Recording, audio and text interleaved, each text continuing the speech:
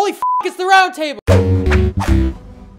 Welcome back to the Roundtable. I'm RetroNemo, and my boss bullies me at work. We got some big news today. Remember a few months ago when we reported that Disney actually is having its own streaming service? Well, it seems like that hasn't really gone away, because news came out recently that Disney's planning some original series for this unnamed streaming service. One of the series in development is a television adaptation of Monsters, Inc. You know the Pixar classic about the two monsters and the magic doors, and there was like a college one that no one really liked, but I kind of liked it. I don't know. Well, now you, the humble viewer, can watch that in a series format on Disney's streaming service, which, again, I want to point out is still unnamed. I mean, all the news is coming out about this, and they don't even have a name. Anyways, it's still up in the open about what the series is actually going to be about. And honestly, I'm not really quite sure what direction they're going to take a Monsters, Inc. television series in. I mean, we got the first movie, then we got a sort of prequel where they're in college. So are they going to go even further back to the high school? Dear Lord, I hope not. Maybe, and this is what I kind of think, it'll be like a one-off adventure sort of time every week, like in the context of the first movie, you know, little zany adventures happening, one-off episodes.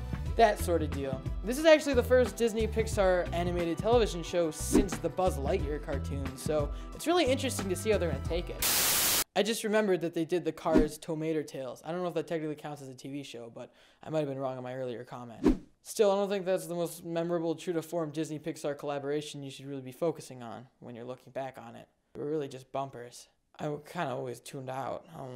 I don't know.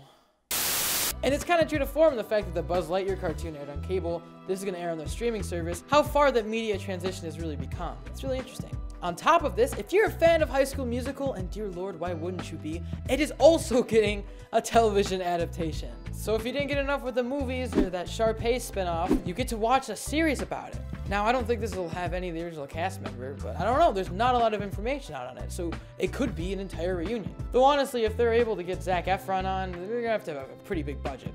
Speaking of budgets, it makes me wonder how big the budget will be for these shows. I mean, streaming service shows technically have a really big budget because streaming services make a lot of money. It's just how it goes.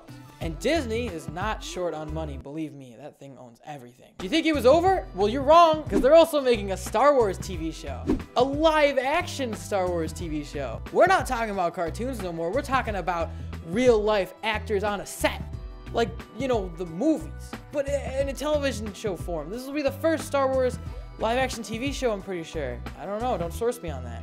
Josh, if I'm right, put a little arrow on the screen. Which leads me back to the budget, because again, if it doesn't have a big budget, a live-action Star Wars show would probably suck. But the fact that they're even doing Star Wars means they're probably going to throw a lot of money at it, so I don't know. I think we're going to see some pretty big stuff coming from the streaming service. Even though it doesn't have a name, we don't know what it is.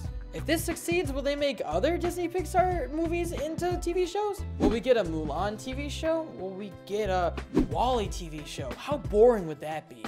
I mean, I don't know, it'll be a little boring. I don't want to shit on WALL-E. Either way, this is exciting news because, first of all, I don't have a point. I just started talking without a point. This is why I need a script. Honestly, as skeptical as I was at first, I'm starting to be excited for this Disney streaming service. I mean, I'm not going to pay for it, but there'll be other ways to find these shows if they come out. And maybe this is their chance to start making quality animated TV shows with the Disney stamp on it. Either way, it's going to be a fun experiment, it's going to be exciting, and you're getting a Monsters, Inc. TV show, which is pretty cool. Are you excited? Let us know in the comments down below. Are you not excited? Also tell us if that's the case. If you want more Roundtable, tweet to me personally at RetroNemo or at Roundtable Vids with our Instagram and Facebook under the same name.